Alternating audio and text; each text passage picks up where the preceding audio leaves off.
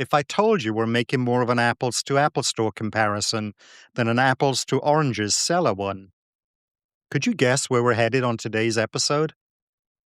Behind you, an Apple store. To your left, opera. Maybe opera and opera, you never know who you'll bump into here. To your right, a pub named after a children's puppet show. Under your feet, the bones of a district that's grown from monastic farmland to elegant piazza to red light district to Instagram perfect memory. Today, we decode where London's play veered off script. Covent Garden.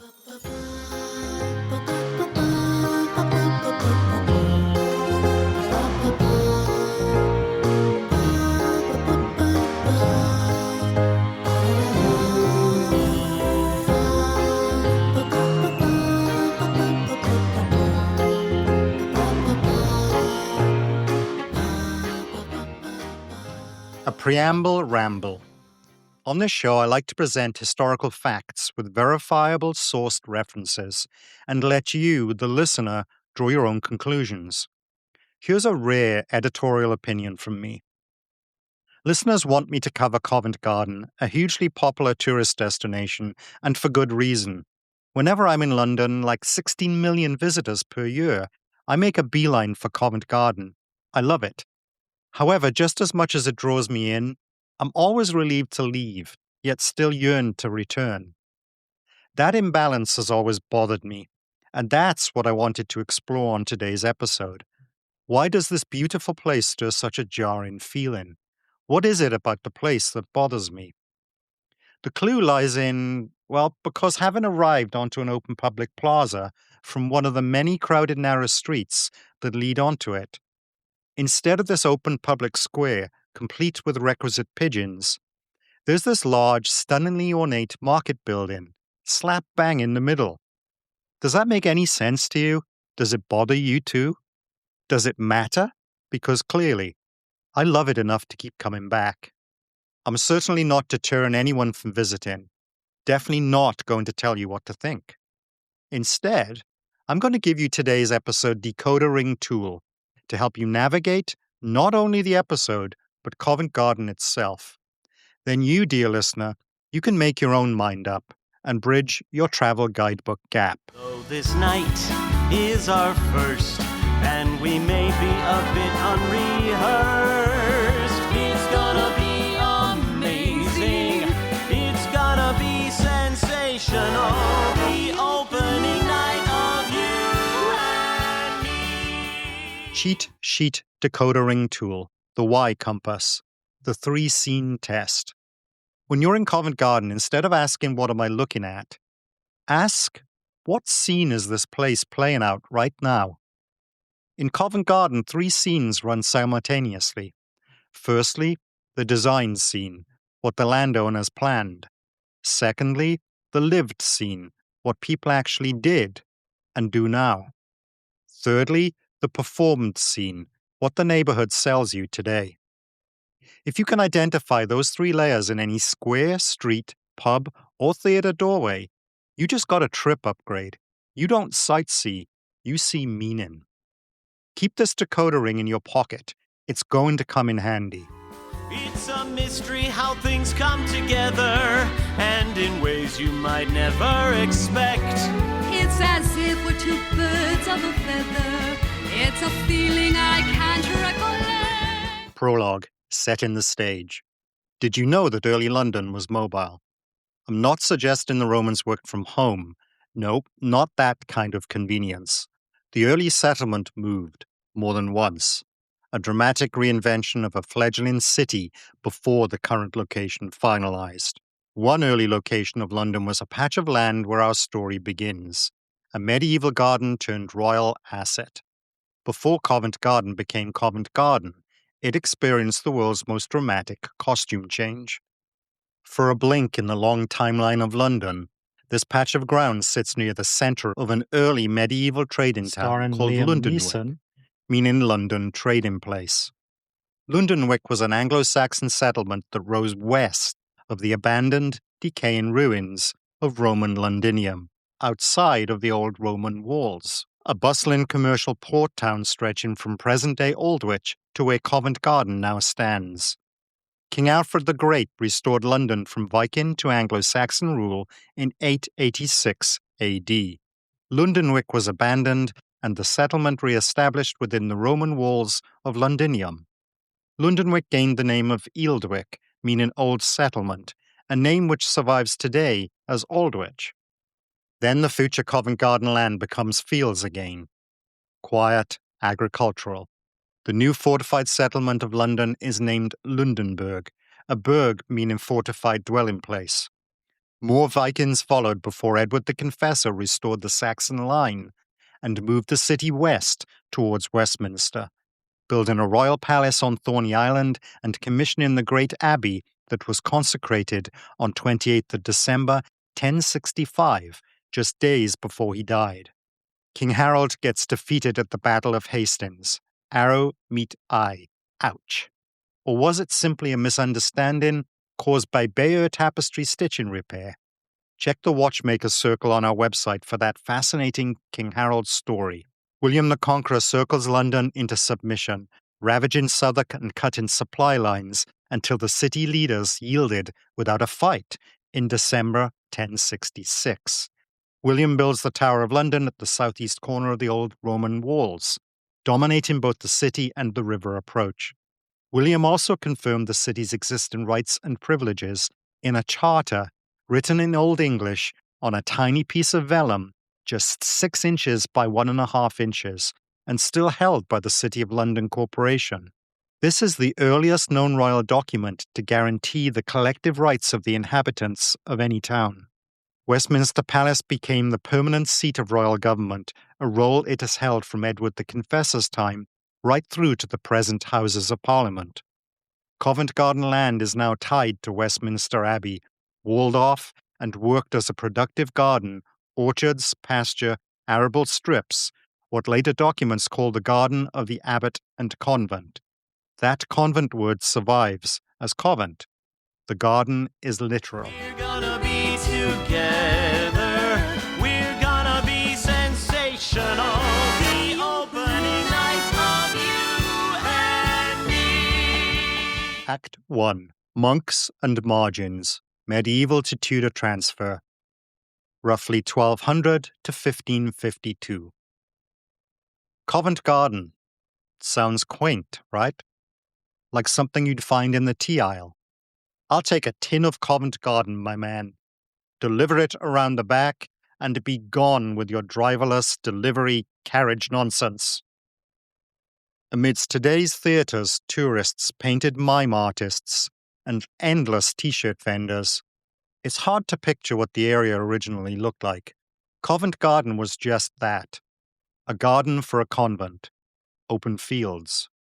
Covent Garden starts as work, not leisure. By around 1200, the Benedictine monks of the Abbey of St. Peter, Westminster, had walled off a portion of the abandoned Lundenburg version of London for use as arable land and orchards. A document from that period describes a walled garden, and by the 13th century, this had grown into a 40-acre quadrangle of mixed orchard, meadow, pasture, and arable land, stretching between what are now St. Martin's Lane and Drury Lane. This was the monks' kitchen garden, their vegetable patch. It came to be referred to as the Garden of the Abbey and Convent, and by 1515, Abbey records described it as a garden called Covent Garden. The word convent is an Anglo-French term for a religious community. It's got the same root as the word convent. Today's name is a derivative of Convent Garden. Westminster Abbey's walled garden isn't a vibe. It's supply chain, produce, orchards, crops, a place smelling of soil and work, not of perfume and fancy foods. Enter the Tudors.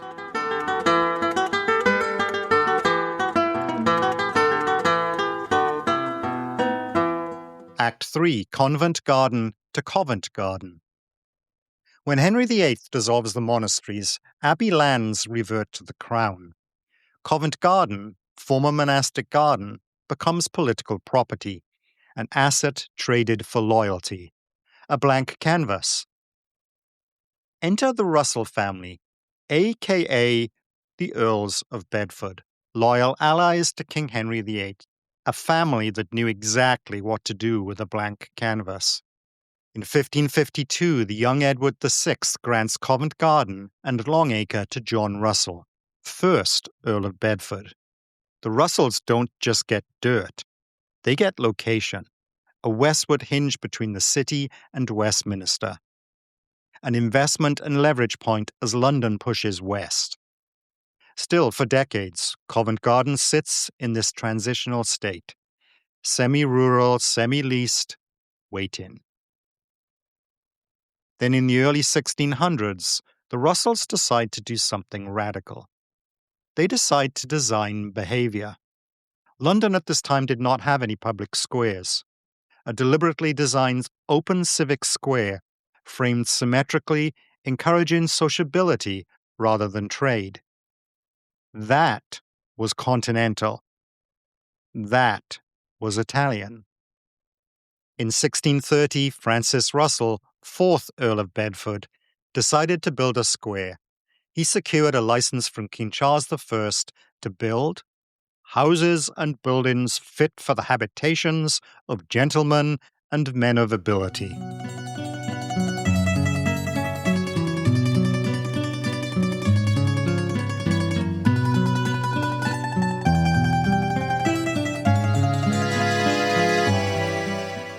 Act 3. Inigo Jones and the Idea of a Crowd. In 1630, Francis Russell, 4th Earl of Bedford, commissioned England's first classical architect, Inigo Jones, the surveyor of the King's works, to create something London hasn't seen before. A continental-style piazza, planned, symmetrical, and meant to attract elite tenants. Jones created London's first formally planned public square, a piazza with arcaded terraces of elegant brick houses on the north and east sides, and on the west, an architectural and moral anchor, a church, St. Paul's, later known as the Actors' Church. This was not just real estate development. It was a social experiment. Before Covent Garden, English urban life was narrow, enclosed, and functional. Streets were for transit, markets were for buy-in. Wealthy families moved into the arcaded houses to the north and east of the piazza. The area was grand, geometric, and generated a social revolution. Noblemen and women seen openly strolling and communing on the fine square and streets. The Bedford estate intended the piazza to attract wealthy tenants. It was meant to be a fashionable, controlled residential development. Uniform facades, regulated building lines, and leasehold management designed to protect status and rental income. Covent Garden was meant to signal order, control, and hierarchy made visible. Geography complicated that intention.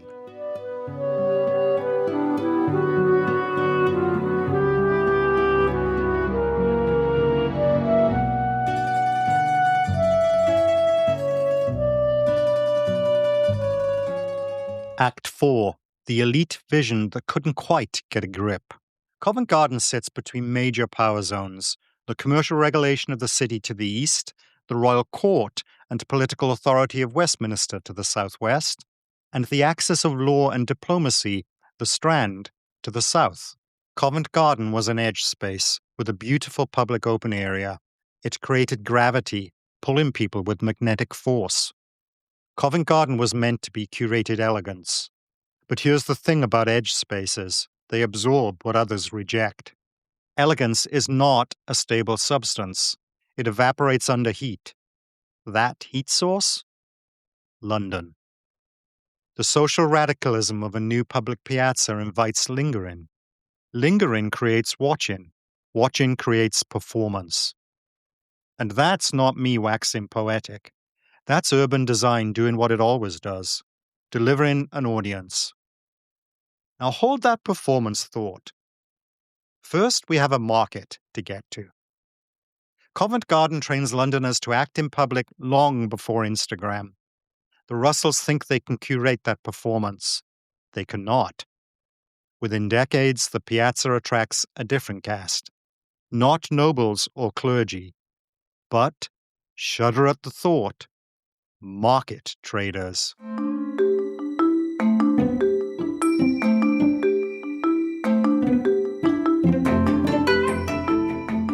Act 5. A market takes hold, approximately the 1650s to 1830. Inigo Jones had barely finished laying out this vast Italian-style piazza before scruffy traders started messing it up with their food stalls. By 1654, a casual open-air fruit and vegetable market had sprung up on the south side of the piazza. Informal stalls set against the garden wall of Bedford House itself. After the Great Fire of London in 1666, scores of Londoners left the city, descending on Covent Garden, turning the entire piazza into one big fruit and vegetable market. In 1670, King Charles II granted a formal market charter to the 7th Earl of Bedford, legalizing what had already become a thriving commercial presence. Once the market became official, everything shifted. The piazza was no longer a controlled aristocratic stage. It became infrastructure. Too late to turn back time now. Not even Cher could do that. By the late 17th and 18th centuries, Covent Garden had grown into one of London's principal fruit and vegetable markets, serving not just the West End, but large-scale wholesale produce supplier for much of London. Markets are noisy. They begin before dawn. They bring carts, porters, animals, waste, bargaining, and shouting. They produce smell, congestion, labor, and crowd density. It turns out the aristocracy don't like getting their patent leather shoes soiled by market waste. Their elegant strolls interrupted by market people pushing and shoving. The aristocracy begin to leave. The Russell family and Inigo Jones's elite vision collapses into lived reality. But wait, something else is happening in parallel. Covent Garden is not just a market story. Remember what I said about performance earlier? When I look in your eyes, I see love like I never knew. I was caught by surprise. It's as if it came out of the blue. Act 6. Pubs, power, and the theatre of it all. 18th to 19th century. By the early 18th century, Covent Garden was no longer simply a planned square with an inconvenient market attached. It had become a dense ecosystem. Market labor by day, theatre audiences by night. Between the two, taverns and alehouses. The area shifts from elite residential to mixed use, taverns, coffee houses, and theatres. The Theatre Royal Drury Lane had already opened in 1663, just east of the Piazza, and had become one of London's dominant theatrical venues. Market and theatre culture continued to intensify. The number of taverns and public houses in Covent Garden exploded around the Piazza and adjoining streets. Pubs clustered because the district demanded them. Performers, stagehands, playwrights, patrons, and critics needed proximity spaces, places for negotiation, gossip, rehearsal discussion, patronage, and political discourse. In short, pubs absorbed what could not be formally institutionalized. Pubs became infrastructure. The Bedford estate did not typically construct pubs as prestige projects. Taverns emerged through leased properties adapted by private operators responding to demand. Covent Garden's crowd intensity made pub suppression impractical. That crowd intensity brought something else: reputation. Sex work clusters around foot traffic. Harris's list of Covent Garden ladies is published and sold using Covent Garden as shorthand for a sexual marketplace. Bow Street, just east of the Piazza, housed the Bow Street Magistrates Court, and later, London's first professional police force, the Bow Street Runners. Here's our three-scene test in action. Firstly, designed scene, the elite piazza. Secondly, lived scene, market and nightlife economy. And thirdly, performed scene, heritage, theatre, and shopping.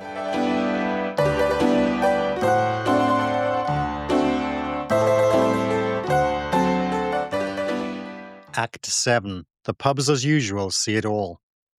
In Covent Garden, pubs are not an accessory to the story. They're a delivery system for the story. Let's visit some surviving Covent Garden historic pubs. Up first, the Lamb and Flag at 33 Rose Street, WC2E 9EB. A Grade 2 listed building, this pub is proof that law and disorder drank in the same streets. The pub became known as the Bloody Bucket due to its association with bare-knuckle prize fighting in the early 19th century. But there's an earlier, darker story associated with blood at this pub. In 1679, the poet John Dryden was brutally attacked in adjoining Rose Alley.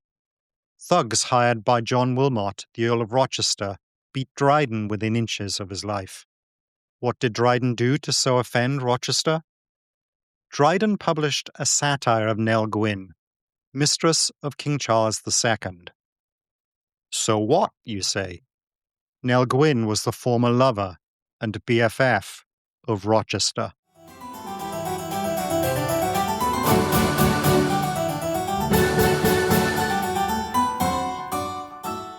We're at the Punch and Judy, 40 The Market, WC2E 8RF. Now, this is a name that's not just cute branding. It's local lore. The pub is named after the very first recorded Punch and Judy show in England. It was watched by Samuel Pepys and recorded in his diary entry of May the 9th, 1662. The pub itself dates to 1787. Punch and Judy is an unbelievably violent children's puppet show. It's performed in a small tent-like street theatre.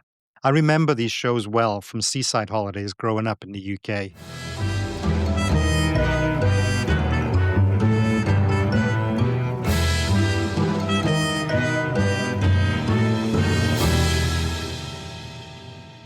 Our next pub is the Salisbury at 90 St. Martin's Lane, WC2N 4AP. There was originally a tavern on the site called the Coach and Horses, and that survived until 1866, when it was renamed the Salisbury Stores. This was a nod to the 1860 Refreshment Houses Act, legislation that sought to promote the sale of wine, which was viewed as more wholesome than beer or spirits. The pub was rebuilt first as a restaurant and then, in 1898, as the current Salisbury pub, a Grade 2 listed late Victorian gin palace showpiece. It's a spectacle of etched glass, polished mahogany, mirrored surfaces that multiply light and make the room feel almost like a stage set. The pub sign shows the third Marquess of Salisbury, Robert Gascoigne Cecil, Prime Minister 3 times between 1885 and 1902. He's said to have been Queen Victoria's favourite Prime Minister. His family still own the pub's freehold. The British colloquialism Bob's your uncle relates to Lord Salisbury, Robert Gascoigne Cecil. He appointed his nephew Arthur Balfour as Chief Secretary of Ireland. When the Brits say, and Bob's your uncle, they mean, and there you have it, or it's a done deal. When Bob's your uncle, well, there you have it, it's a done deal, instant promotion. It was at the Salisbury that Jared Mankiewicz took the famous black and white photograph of Marianne Faithfull for her album Come My Way. A copy of the photograph hangs on the wall at the pub and in the National Portrait Gallery. A photograph of Dylan Thomas in the pub's dining room records his visit to the pub. The area where the photo was taken is now called the Dylan Thomas Room. Autobiography of British actor Johnny Briggs, Mike Baldwin from the long-running Granada TV soap opera Coronation Street, tells us, "There was a whole gang of us, Richard Burton, Roger Moore, Peter O'Toole, Richard Harris. We used to meet in the Salisbury. If you had a job, you could put a quid in the kitty. If you were on the dole, you put in 10 bob. We regularly partied through Friday to Saturday breakfast. One time Peter O'Toole came back from filming Lawrence of Arabia. He swept into the Salisbury, wearing his full Lawrence kit for a laugh. He yelled, 'I'm home from the desert, deuce!' To which I promptly called out, 'Never mind the desert, have you got your bloody handbag so you can buy the beers?' Richard Burton was a big fan of the Salisbury. When filming Where Eagles Dare, he brought along co-star Clint Eastwood. Now, Eastwood was popular with the bar staff because he hated coins and refused to take any change after buying rounds. Richard Burton and Elizabeth Taylor celebrated their second marriage to each other with a reception upstairs at the pub. Another time, Liz asked Richard if the pub served martinis. Richard boomed out, "Look, woman, you'll have a bloody pint or a bloody half pint. So what do you want?" Liz took a half. Laurence Olivier and Vivien Leigh were often seen walking into the Salisbury and ascending the magnificent staircase to the private rooms above. The beautiful staircase is still a feature of the pub today. Peter O'Toole was the lead in a play presented at what is now the Noel Coward Theatre, just steps away from the Salisbury. Peter lost track of time at the pub once, and the stage director got his understudy ready, a young unknown actor named Michael Caine. In the nick of time, Peter dashed in from the pub, took the stage, and improvised, crossing to the rear of the set and throwing up through one of the windows.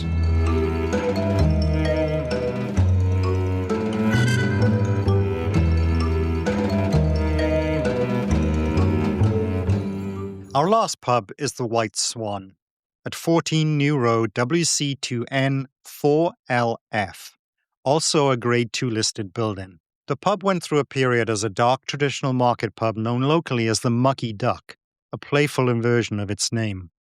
The pub's character was deeply shaped by its proximity to the fruit, flower and vegetable market. The Mucky Duck era reflected the working class, early hours market porter culture. Such pubs held special early morning licenses so that porters could drink after their pre-dawn shifts.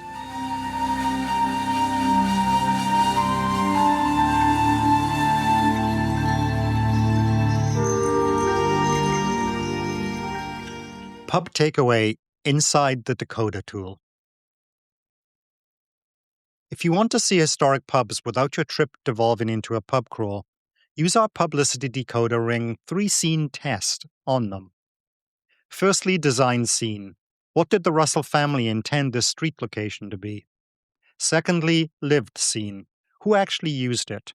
Market workers, theatre crowds, sex workers, magistrates, aristocrats slumming it? And thirdly, performed scene. What does the pub present today? Heritage, celebrity, nostalgia? Do that, and every pub becomes a history device, not just another beverage stop.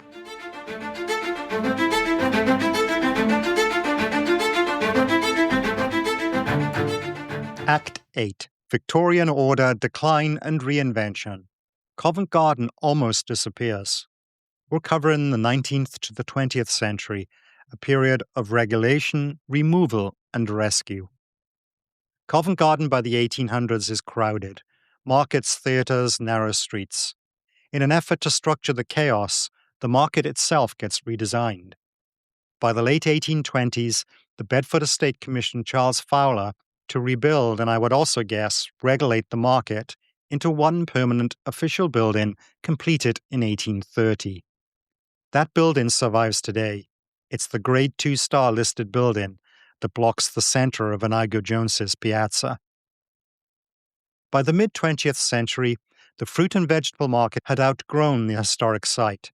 Traffic congestion becomes unsustainable. Wholesale operations required larger loading areas and modern infrastructure. The 1960s saw intentions to demolish much of Covent Garden and replace it with modern office blocks and road schemes. These redevelopment plans triggered significant public opposition. The greatest battle was a 1968 plan from the new Greater London Council, the GLC, to flatten most of Covent Garden. A new estate would run from the Strand to Holborn, composed of a second, Barbican-like deck. A relic of its false start can still be seen at the top end of Drury Lane. In 1973, following protests and campaigning, the Home Secretary Robert Carr gives dozens of buildings around the square listed status. This prevents redevelopment. In 1974, the market officially relocates to Nine Elms in southwest London. It's just down the Thames from where the American Embassy now sits. Then the district hangs in limbo, until it reinvents itself again. In 1980, Covent Garden reopened as Europe's first specialty shopping centre following a 5-year renovation. Today, most visitors walking into Covent Garden, they see Apple Store, street performers, opera house, designer retail, the Punch and Judy pub, the Actors' Church. Visitors see the what, but if you followed this story, traced Londonwick, the Covent Garden, the dissolution of the monasteries, the Russell experiment, the market gravity, theatre pull, the pub geography, the Victorian layering, and the conservation battle, you understand the why. Covent Garden was never one thing. It was always a pressure valve between power systems. Covent Garden doesn't abandon its layers, it stacks them.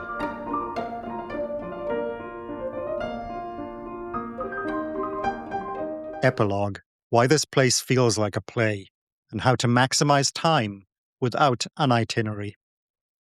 Covent Garden was never what it was supposed to be. Not just monastic vegetable patch, elegant square for gentlemen, a market, a red light district, a theatre hub.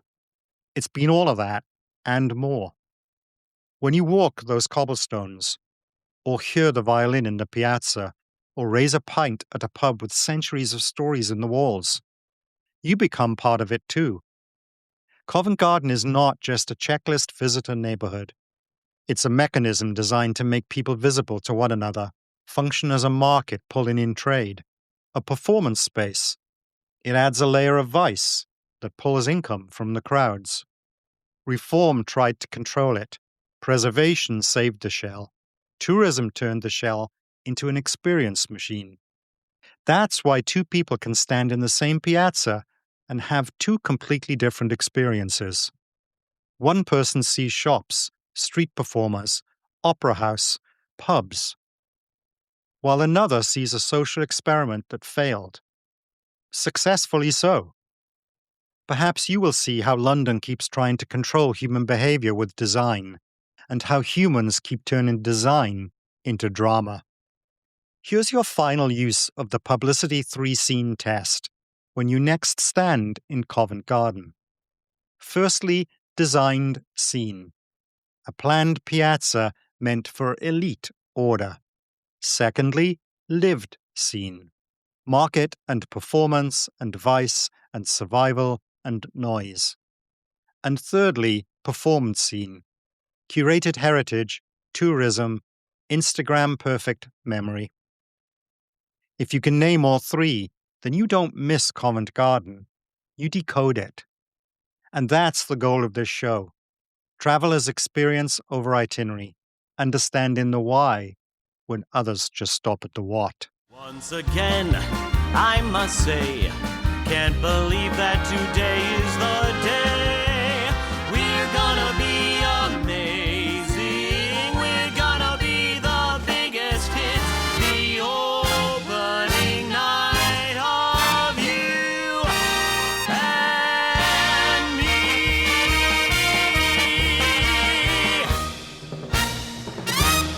If you enjoyed this episode, share it with the family member, friend, or colleague who loves to travel, or someone who loves London but always comes back with the same photos as everyone else. Gift them the decoder tools so they come home with stories instead of photos buried and clogging up their phone storage. If you want more London Decoded, follow the show, drop a review, and tell me what neighborhood you want next. Until then, mind the gap and mind the script. Because London really follows it.